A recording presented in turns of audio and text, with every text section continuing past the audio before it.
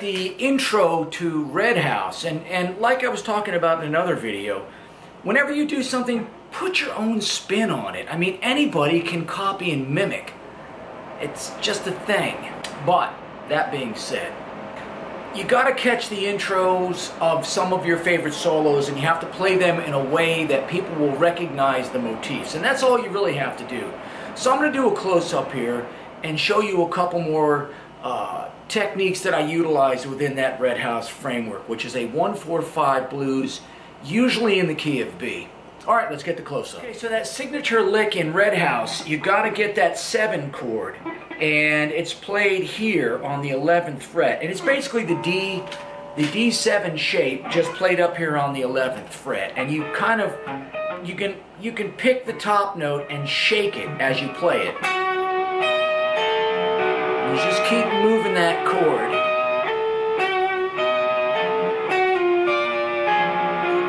It's a classic blues riff. Now we go into the bend. 2.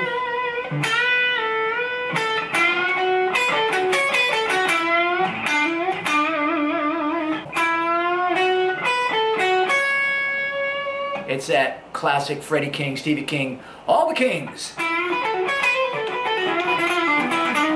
That kind of stuff. So it's...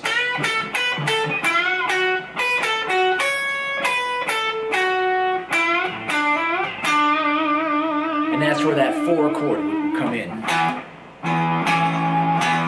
the key of B. And then we hit it again on that 3rd string, which is the classic licks. If you hit those, you can play around them and have your own fun with it, you know?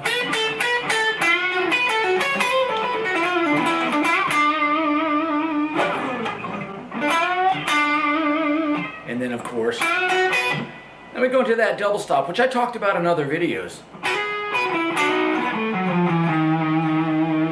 And that's just, I do a major double stop. I go major minor here, so...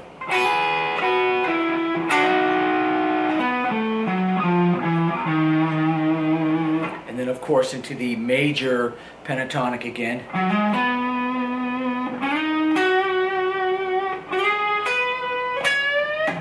And that's just a great riff. You can use that in so many different ways.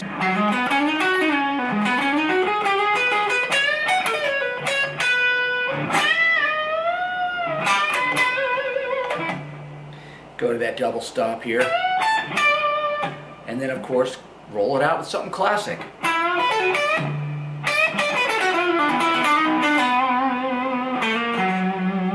Which is your 5 chord, you know, into the song. So that's Red House, kind of broken down. I wanted to show you guys that, to show you that you can play outside of these things without being a mimic. Again, that's something you should not strive for. Learn a song, find the vibe of it, and play your own interpretations respectfully over the song. People will appreciate you more as a guitar player. But you can also kind of end blues on a 5 chord with an augmented arpeggio. It's a really nice, you know, and that's this chord, which is an augmented chord, which is a nice substitution. I'm going to do a different variation now of Red House, and I'm going to end it with the augmented. So same intro again, because that's really important.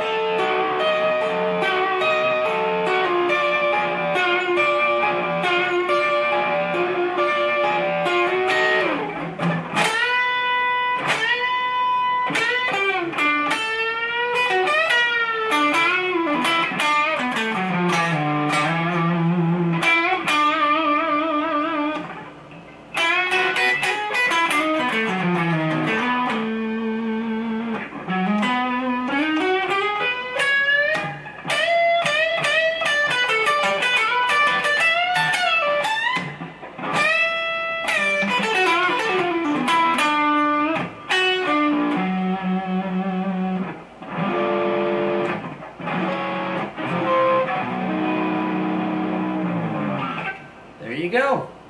So that was basically Red House. I hope that helps you guys get into that great classic Hendrix song. It's kind of a must-know, you know, really. And again, play it your own way. I threw a couple of different versions of it in there. And having studied the song throughout the decades, yes, I'm that old, I've picked up things about the original versus the studio sessions, live sessions, etc. that I appreciated. Anyway, knock yourself out, play Red House, have a good time, and rock on, brothers. Do something good for yourself, do something good for somebody else, and do something good for the world, making it a better place. Always.